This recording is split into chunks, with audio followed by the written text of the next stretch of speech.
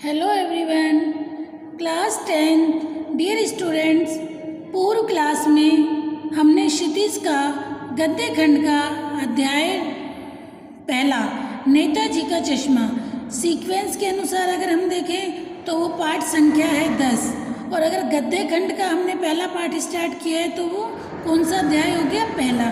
हमने कल आपको पढ़ाया था नेताजी का चश्मा, ठीक है। अब तक हमने क्या पढ़ा था बेटा? उसमें क्या पढ़ा था? हालदार साहब कोई ऑफिसर हैं, ठीक है, और वो कस्बे से गुजरते थे। हर 15-20 दिन बाद उन्हें उस कस्बे में आना होता था, और उस कस्बे में उन्होंने क्या देखा? सुभाष चंद्र बोस की एक प्रतिमा लगी हुई है, मूर्ति लगी हुई है। मूर्ति किसकी बनी हुई थी? संगमरमर की। और उन्होंने क्या देखा कि मूर्ति संगमरमर की है, लेकिन उस पर जो चश्मा लगा हुआ है वो चश्मा कैसा है? रियल का। अब वो रियल का चश्मा जब हालदार साहब देखते हैं तो हालदार साहब हर थोड़े थोड़े दिन में उन्हें वहाँ आना होता था। एक बार आए, दूसरी बार आए, तीसरी बार आए। जब जब वो वहाँ से गुजरे उन्होंने हमेशा उस मूर्ति पर चश्मे को अलग अलग देखा, और चश्मा भी कौन सा? रियल का।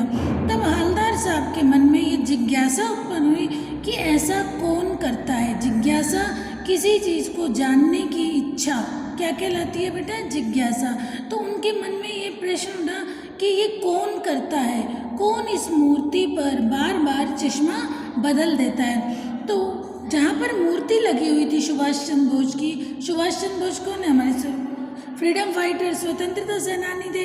तो उन्होंने पान वाले से पूछा, वो अक्सर वहीं उसी पान वाले के पास पान खाया करते थे, और उस पान वाले से पूछा कि इस मूर्ति पर चश्मा कौन बदल देता है? अब तक बेटा हमने यहाँ तक पढ़ा था कल की क्लास में, ठीक है, इतना आपको समझाया था।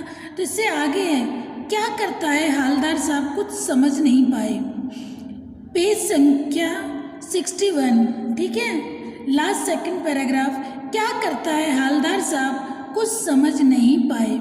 चश्मा चेंज कर देता है, पान वाले ने समझाया, ठीक है। पान वाले ने क्या कहा? चश्मा बदल देता है। कौन? क्या मतलब? प्रश्नवाचक चिन्ह लगा हुआ है। तो प्रश्न किया हालदार साहब ने, क्या मतलब? क्यों चेंज कर देता है? फिर प्रश्न किया, क्यों चेंज कर देता है? हालदार साहब अब भी नहीं समझ पाए, अब भी हालदार साहब को समझ में नहीं आया।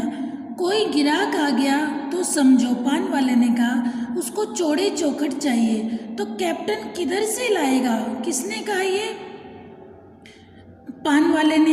किससे कहा? हालदार साहब से। तो उसको मूर्ति वाला दे दिया, उधर दूसरा फिट कर दिया। देखिए पान वाले ने क्या बताया कि जब किसी ग्राहक को सुभाष चंद्र बोस की मूर्ति पर लगा चश्मा चाहिए होता है तो कैप्टन उस चश्मे को उतार कर उसे दे देता है, और वहाँ दूसरा चश्मा लगा देता है। अब हालदार साहब को बात कुछ समझ में आई। एक चश्मे वाला है जिसका नाम कैप्टन है, ठीक है, उसे नेताजी के बगैर चश्मे वाली मूर्ति बुरी लगती है, ठीक है, बल्कि याद करती है। अब हालदार साहब को ये बात समझ आई कि कोई कैप्टन जो है, ये कोई कैप्टन कोई सैनिक नहीं है, कोई आर्मी मैन नहीं है बेटा। जैसे नाम सुनते कैप्टन चश्मे वाला, तो नाम सुनते हमारे मन में ये बात आती नहीं, लगता है ये कोई पूर्व सैनिक रहा होगा, ठीक है, आर्मी मैन रहा होगा, बल्कि आहत करती है मानो चश्मे के बगैर नेताजी को असुविधा हो रही हो। अब हालदार साहब को ये बात समझ आ गई कि कैप्टन कोई चश्मे वाला व्यक्ति है, तथा वो चश्मे बेचता है, और वो सुभाष चंद्र बोस की प्रतिमा को बिना चश्मे के देखना उसे अच्छा नहीं लगता। इसलिए वे अपनी छोटी सी दुकान में उपलब्ध गिने चुने फ्रेमों में से एक नेताजी की मूर्ति पर फिट कर देता है। लेकिन जब कोई ग्राहक आता है तो उसे वैसे ही फ्रेम की दरकार होती है जैसा मूर्ति पर लगा है। तो कैप्टन देखिए क्या कह रहे हैं कि जब कोई ग्राहक आता है और उसे ये लगता है कि मुझे कौन सी चश्मा लेना है जो नेताजी ने पहन रखा है, तो वो क्या करता है? वहाँ से चश्मा हटा कर ग्राहक को दे देता है, और नेताजी की मूर्ति पर दूसरा चश्मा फिट कर देता है, ठीक है। क्या करता है चश्मे वाला? जिस ग्राहक को दूसरा चश्मा चाहिए होता है तो नेताजी की मूर्ति से उतार कर ग्राहक को वो चश्मा दे देता है। चश्मे वाला मूर्ति पर लगा फ्रेम संभवतः नेताजी से क्षमा मांगते हुए लाकर ग्राहक को दे देता है और बाद में नेताजी को दूसरा फ्रेम लौटा देता है। वाह भाई, खूब क्या आइडिया है। लेकिन भाई एक बात अभी भी समझ में नहीं आई। हालदार साहब ने पान वाले से फिर पूछा, नेताजी का ओरिजिनल चश्मा कहाँ गया? अब हालदार साहब ने पूछा, ये बात तो मैं समझ गया कि हमेशा इस पर चश्मा कैप्टन चश्मे वाला बदल देता है, लेकिन ये बात समझ में नहीं आई कि ओरिजिनल चश्मा जो नेताजी का था वो कहाँ गया। पान वाला दूसरा पान मुंह में ठूस चुका था। दोपहर का समय था, दुकान पर भीड़ भाड़ अधिक नहीं थी। वह फिर आंखों ही आंखों में हंसा, उसकी तोंद थिरकी, कत्थे की डंडी फेंक पीछे मुड़कर उसने नीचे पीक थूक फेंका और मुस्कुराता हुआ बोला, मास्टर बनाना भूल गया। उसने क्या कहा? ओरिजिनल जो चश्मा था वो जिस मास्टर जी ने इस मूर्ति को बनाया, सुभाष चंद्र बोस की प्रतिमा को जिस मास्टर जी ने बनाया, किसने बनाया था? हाई स्कूल के एक अध्यापक मास्टर मोतीलाल ने इस मूर्ति को बनाया था। कितने समय में बनाया था? 1 महीने में बनाया था। पान वाले के लिए यह एक मज़ेदार बात थी, लेकिन हालदार साहब के लिए एक चकित और द्रवित करने वाली। यानी वह ठीक ही सोच रहे थे। मूर्ति के नीचे लिखा, मूर्तिकार मास्टर मोतीलाल वाकई कस्बे का अध्यापक था। बेचारे ने महीने भर में मूर्ति बनाकर पटक देने का वादा कर दिया होगा, बना भी ली होगी, लेकिन पत्थर में पारदर्शी चश्मा कैसे बनाया जाए, कांच वाला यह तय नहीं कर पाया होगा, या कोशिश की होगी और असफल रहा होगा, या बनाते बनाते कुछ और बारीकी के चक्कर में चश्मा टूट गया होगा, या पत्थर का चश्मा अलग से बनाकर फिट किया होगा और वह निकल गया होगा। ओफ, हालदार साहब क्या कह रहे हैं? जैसे हालदार साहब ने देखा कि मूर्ति के नीचे मूर्ति को बनाने वाले का नाम लिखा हुआ था, मूर्तिकार मास्टर मोतीलाल। अब हालदार साहब क्या कह रहे हैं? हालदार साहब समझ गए कि हो सकता है संगमरमर के पत्थर की मूर्ति बनी थी, उससे पारदर्शी चश्मा ना बन पाया हो मास्टर जी से, और बना भी लिया हो तो हो सकता है वो टूट गया हो और उतनी बारीकी से नहीं बन पाया हो। हालदार साहब को यह सब कुछ बड़ा विचित्र और कौतुक भरा लग रहा था। देखिए, पान वाले को ये बातें अजीब नहीं लग रही थी, लेकिन हालदार साहब को ये सब बातें बड़ी विचित्र और कौतुक भरी लग रही थी। इन्हीं ख्यालों में खोए खोए पान के पैसे चुकाकर चश्मे वाले की देशभक्ति के समक्ष नतमस्तक होते हुए वह जीप की तरफ चले, फिर रुके, पीछे मुड़े और पान वाले के पास जाकर पूछा, क्या कैप्टन चश्मे वाला नेताजी का साथी है या आज़ाद हिंद फौज का भूतपूर्व सिपाही? देखिए, हालदार साहब के मन में कैप्टन चश्मे वाले के प्रति प्रेम जागृत हुआ। क्यों?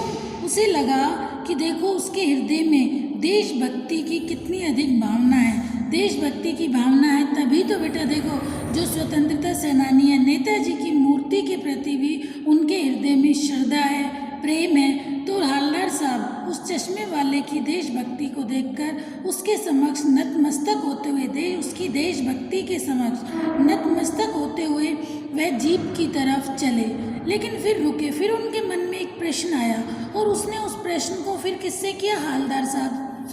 पान वाले से पूछा कि क्या कैप्टन चश्मे वाला नेताजी का साथी है, कि नेताजी का कोई मित्र है, या आज़ाद हिंद फौज का भूतपूर्व सिपाही, भूतपूर्व जो पहले रह चुका हो, ठीक है, अभूतपूर्व जो पहले कभी न हुआ हो और भूतपूर्व जो पहले हुआ हो, अर्थात पहले रह चुका हो। सिपाही है। पान वाला नया पान खा रहा था, पान पकड़े अपने हाथ को मुंह से 1.5 इंच दूर रोककर। बेटा देखिए, हालदार साहब की जगह अगर हम भी होंगे, हमारे मन में भी, आपको जैसे मैं ये चैप्टर पढ़ा रही हूँ, तो जैसे मैंने कहा कैप्टन चश्मे वाला मूर्ति पर चश्मा बदल देता है, तो आपके मन में भी यही आएगा कि कैप्टन लगता है कोई पूर्व सैनिक रहा होगा या सुभाष चंद्र बोस का कोई मित्र रहा होगा, ये ऐसे ही मन में हमारे क्वेश्चन आएगा। हम कैप्टन नाम सुनते ही वही सेम बात हालदार साहब के मन में आई। पान वाले से उसने अपने प्रश्न को किया। पान वाला नया पान खा रहा था। पान पकड़े अपने हाथ को मुंह से 1.5 इंच दूर रोककर उसने हालदार साहब को ध्यान से देखा, फिर अपनी लाल काली बत्ती सी दिखाई और मुस्कुराकर बोला, नहीं साहब, वो लंगड़ा क्या जाएगा फौज में, पागल है पागल, वो देखो वो आ रहा, आप उसी से बात कर लो, फोटो वोटो छपवा दो उसका कहीं। अब देखिए पान वाले ने क्या जवाब दिया। जैसे हालदार साहब ने कहा कि क्या ये किसी आज़ाद हिंद फौज का सिपाही है या नेताजी का कोई मित्र है, तो पान वाले ने देखिए क्या जवाब दिया, वो लंगड़ा क्या जाएगा फौज में, वो लंगड़ा क्या जाएगा फौज में, पागल है पागल, वो देखो वो आ रहा। देखिए हमें किसी की शारीरिक दुर्बलता का मजाक नहीं उड़ाना चाहिए बेटा। जैसे पान वाले ने उस कैप्टन चश्मे वाले की मजाक उड़ाते हुए तो कहा वो लंगड़ा क्या जाएगा फौज में। जो चश्मे वाला व्यक्ति है बेटा, ये कैप्टन, ये कोई आर्मी मैन नहीं है, कोई सैनिक नहीं है, कोई नेताजी का मित्र नहीं है, ये एक चश्मे बेचने वाला एक गरीब व्यक्ति है जो अपाहिज है, जिसका पैर भी पूरी पैर में दुर्बलता है, पैर उसका विकलांग है, ठीक से उसका पैर काम नहीं करता और वो उसकी कोई अपनी एक निश्चित दुकान नहीं है कि जिस दुकान पर वो बैठकर अपने चश्मे बेच रहा है, बल्कि वो क्या एक संदूकची में एक छोटे से बक्से में चश्मे लेकर वो जगह जगह गली गली जाकर बेचता है। ठीक है, तो देखिए क्या हमें किसी की शारीरिक दुर्बलता का मजाक उड़ाना चाहिए, जैसा कि किसने उड़ाया, पान वाला उड़ा रहा था, किसका, कैप्टन का। तो हमें कभी भी किसी की शारीरिक दुर्बलता का, किसी के अंदर कोई कमी है, हमें उसका मजाक नहीं उड़ाना चाहिए बेटा।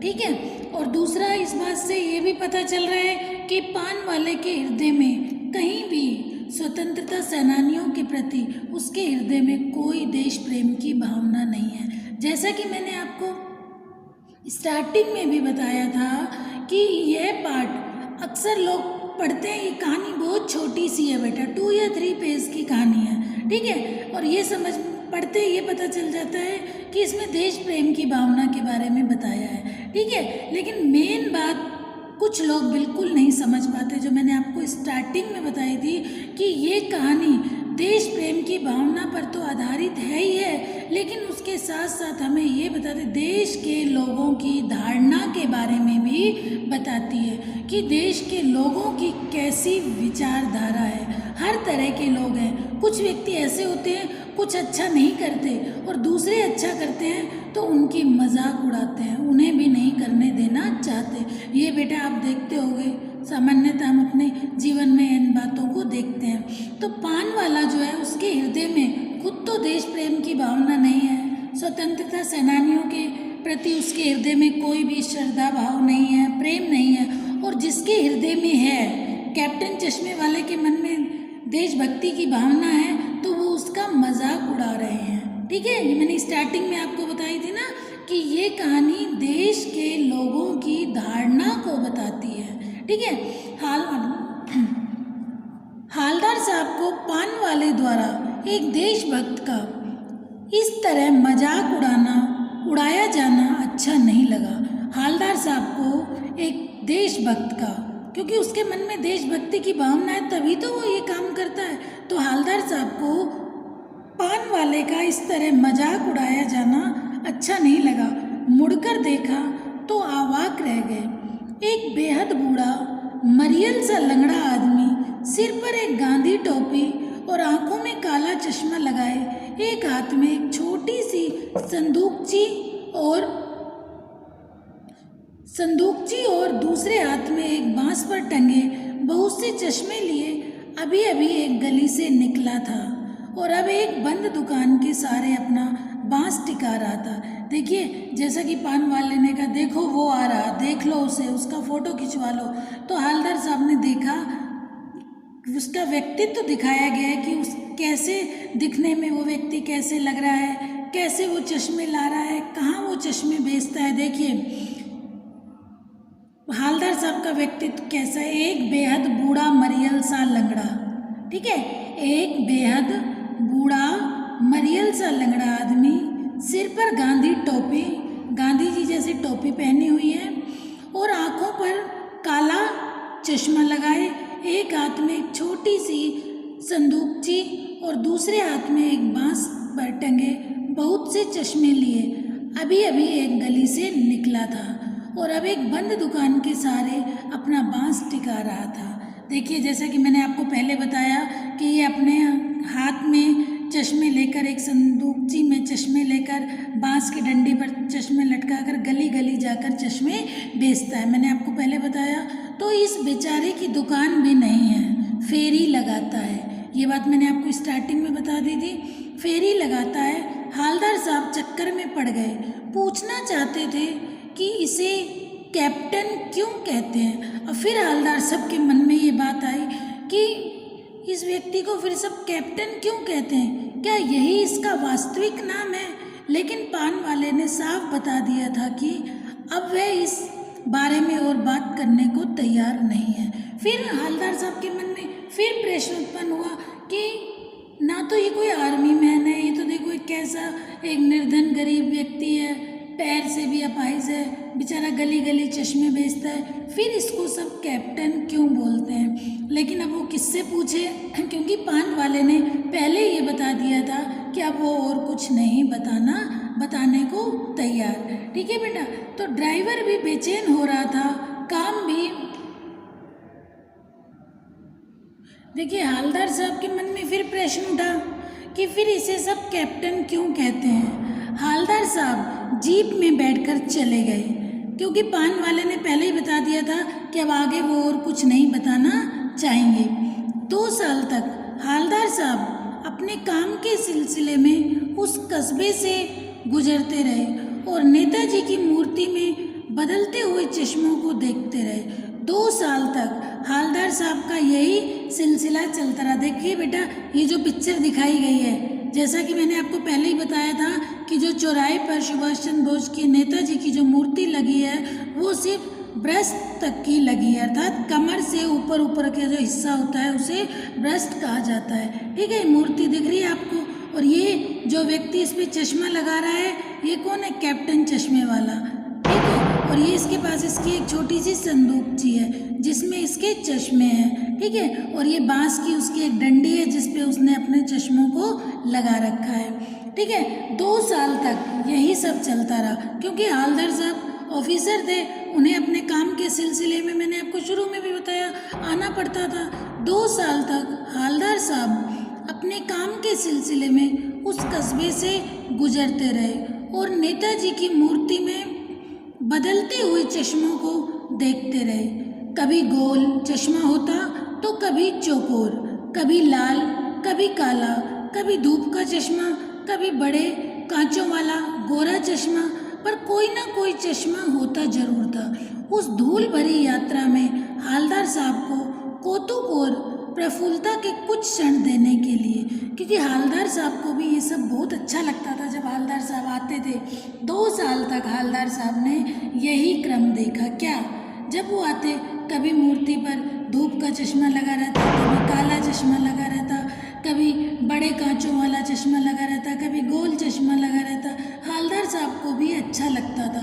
तो देखिए, हवलदार साहब को भी अच्छा लगता था, तो इससे ये पता चलता है कि हवलदार साहब के मन में भी स्वतंत्रता सेनानियों के लिए देश प्रेम की भावना है, देशभक्ति की भावना है। फिर एक बार ऐसा हुआ कि मूर्ति के चेहरे पर कोई भी कैसा भी चश्मा नहीं था। अब एक समय ऐसा आया, 2 साल तक तो बेटा यही क्रम चलता रहा। हवलदार साहब आते, देखते, मूर्ति पर अलग अलग चश्मा रहता और उनके मन में जिज्ञासा थी। वो जिज्ञासा भी शांत हुई कि चश्मा कौन बदलता है।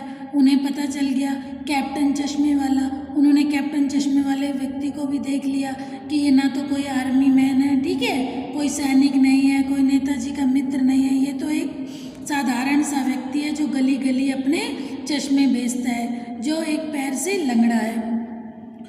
दिन पान की दुकान भी बंद थी। अब देखिए, फिर एक बार ऐसा हुआ कि मूर्ति के चेहरे पर कोई भी कैसा भी चश्मा नहीं था। अब एक समय कैसा हुआ, जब हवलदार साहब आए तो उन्होंने क्या देखा कि मूर्ति पर कोई भी कैसा भी चश्मा नहीं था। उस दिन पान की दुकान भी बंद थी, चौराहे की अधिकांश दुकानें बंद थी। अगली बार भी मूर्ति की आंखों पर चश्मा नहीं था। हवलदार साहब अब काफ़ी समय बाद आए तो उन्होंने क्या देखा कि मूर्ति पर कोई भी चश्मा नहीं लगा हुआ। तो हवलदार साहब चले गए, लेकिन अगली बार फिर आए, कुछ समय बाद फिर आए। अगली बार भी मूर्ति की आंखों पर चश्मा नहीं था। हवलदार साहब ने पान खाया और धीरे से पान वाले से पूछा, क्यों भाई, क्या बात है, आज तुम्हारे नेताजी की आंखों पर चश्मा नहीं है? क्योंकि हवलदार साहब से रहा नहीं गया। तो जब दोबारा आए तो हवलदार साहब ने वापस से किससे पूछा? पान वाले से पूछा कि क्यों भाई, क्या हुआ, तुम्हारे नेताजी की मूर्ति पर चश्मा नहीं है? क्योंकि हवलदार साहब काफ़ी समय बाद आए थे।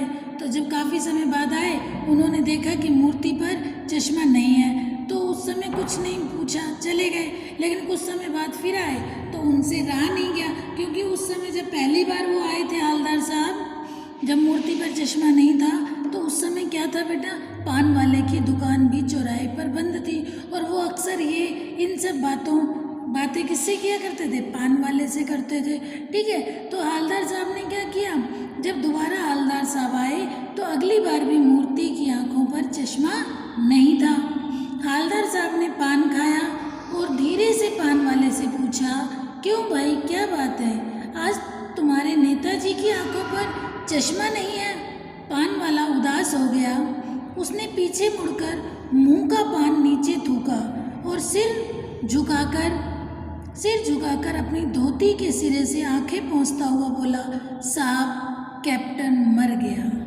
देखिए, साहब कैप्टन मर गया। जब पहली बार हवलदार साहब ने जब पान वाले से पूछा कि इस पर चश्मा कौन लगाता है, तो उसने देखिए कितनी मजाक करते हुए, कितनी मजाक में कैप्टन के बारे में बताया।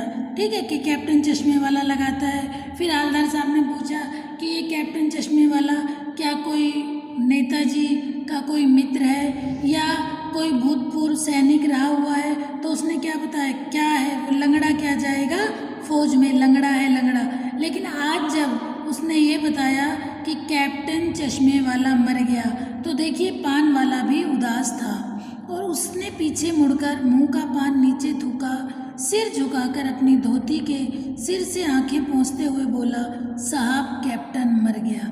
क्योंकि आज पान वाले को भी कैप्टन की मृत्यु का दुख हो रहा था। ठीक है, और कुछ नहीं पूछ पाए हवलदार साहब, कुछ पल चुपचाप खड़े रहे। फिर पान के पैसे चुकाकर जीप में आ बैठे और रवाना हो गए।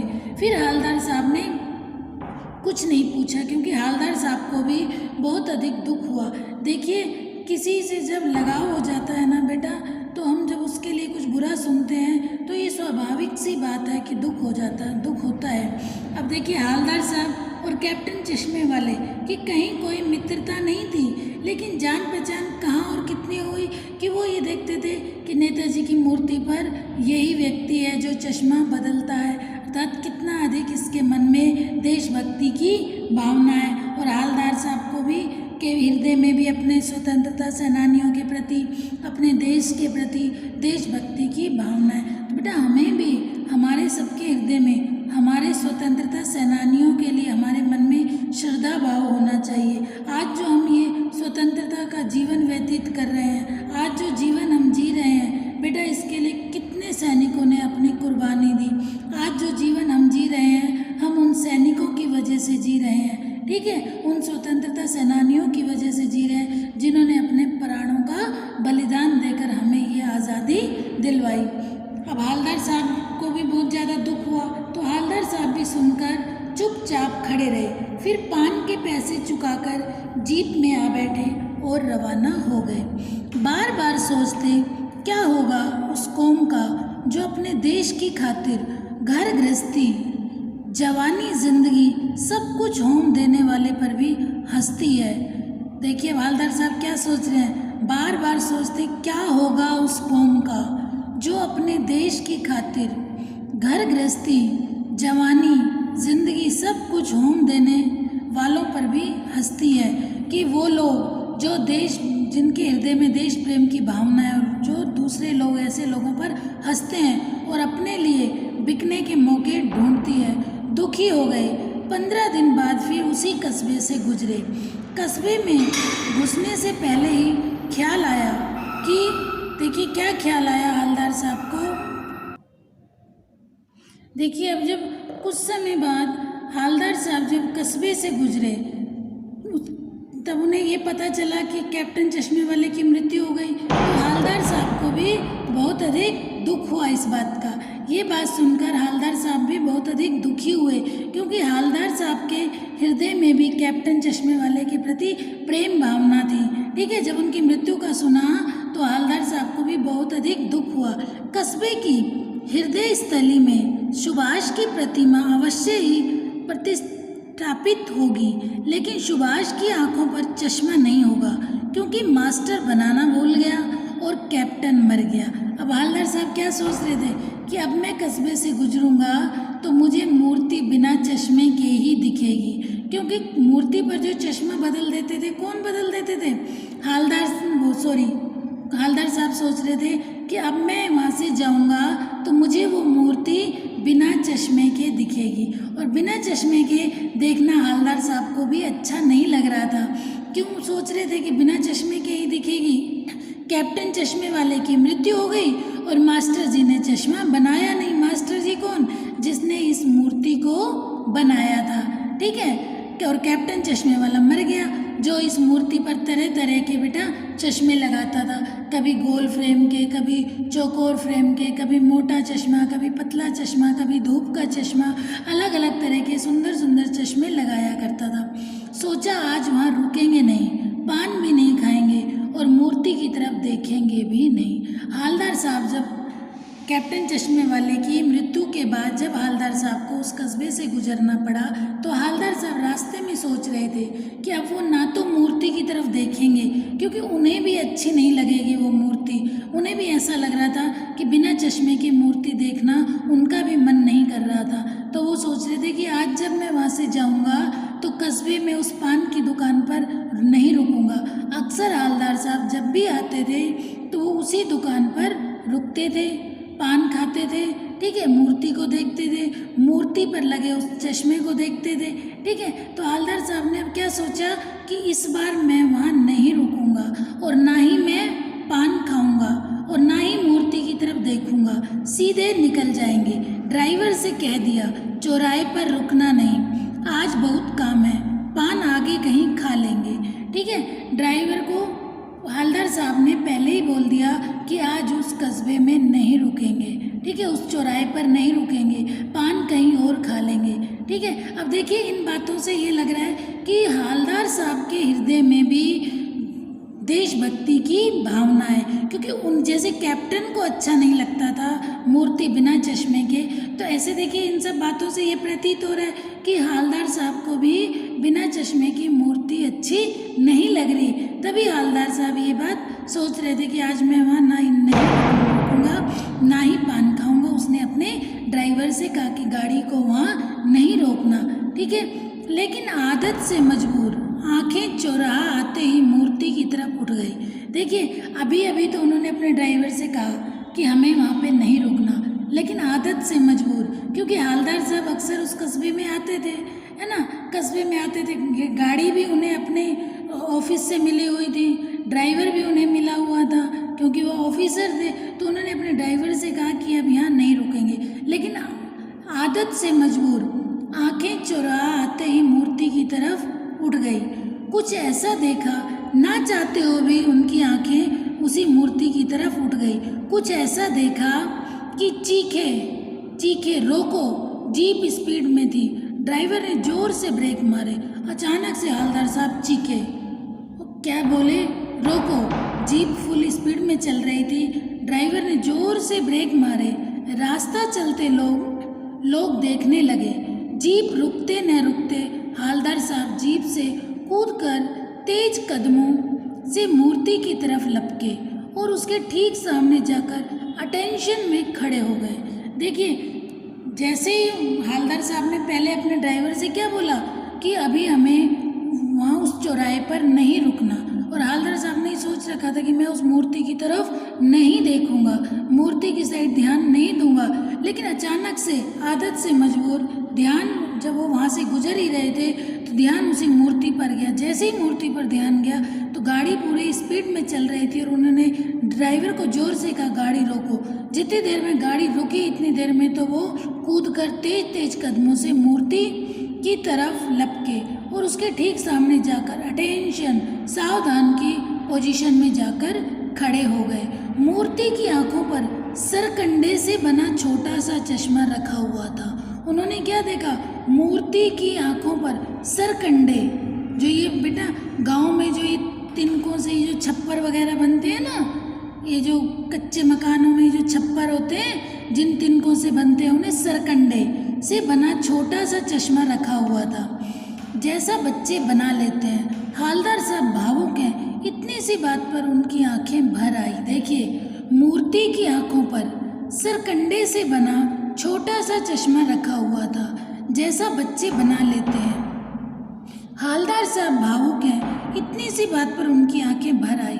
हालदार साहब ने क्या देखा कि मूर्ति पर सरकंडे, मतलब सरकंडे जो ये छप्पर बनता है तिनके, इन तिनकों का चश्मा बना हुआ था।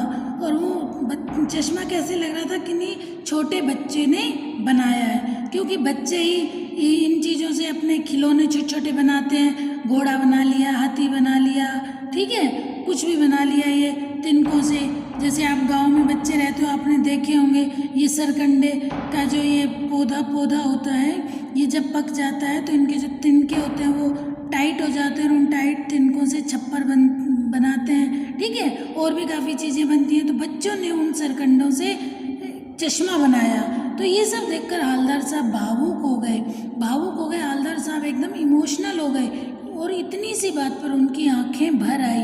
आंखें भर आना, उनकी आंखों से आंसू आ गए। आंसू क्यों आने लगे? उनके हृदय में ये भाव उत्पन्न हुआ कि हम इस देश में, इस कस्बे में बड़े ही नहीं बल्कि छोटे बच्चों के हृदय में भी देश प्रेम की भावना है। देश प्रेम की भावना है तभी तो वो बच्चे भी बिना चश्मे की मूर्ति देखना बच्चों को भी अच्छा नहीं लगा होगा, तभी बच्चों ने अपने सरकंडे के से चश्मा बनाकर उस मूर्ति पर लगाया। तो देखिए, ये कहानी बेटा देश प्रेम की भावना पर आधारित है और ये कहानी हमें यह संदेश देती है कि हमें भी, हमारे हृदय में भी देशभक्ति की भावना होनी चाहिए, स्वतंत्रता सेनानियों के प्रति अपार श्रद्धा होनी चाहिए, ठीक है। ये कहानी हमें यही सीख देती है, ठीक है बेटा। ये लेसन कंप्लीट हो गया आपका। तो देखिए, मैंने आपको स्टार्टिंग में बताया था ये कहानी नेताजी की मूर्ति के भी एक छोटे से हिस्से की कहानी है। पूरी कहानी किस पर आधारित थी? एक चश्मे पर, ठीक है। और इसका मुख्य पात्र कौन है? मुख्य पात्र कैप्टन, लेकिन उसका भी कहीं नाम नहीं आया, ठीक है बेटा। और देशभक्ति की भावना हमारे हृदय में ये कहानी जगाती है। तो आपको एक पार्ट समझ आ गया बेटा, नेताजी का चश्मा। आज ये चैप्टर कंप्लीट हो गया। मैं आपको इसकी PDF सेंड करूँगी, ठीक है। वो वर्क आप कंप्लीट कर लेना और कोई भी डाउट हो अपने डाउट्स क्लियर करना। इस पूरे लेसन को खुद रीड करना, फिर मेरी वाली वीडियो को सुनना, समझना। कोई भी डाउट हो बेटा, अपने डाउट ज़रूर क्लियर करना, ठीक है। Thank you.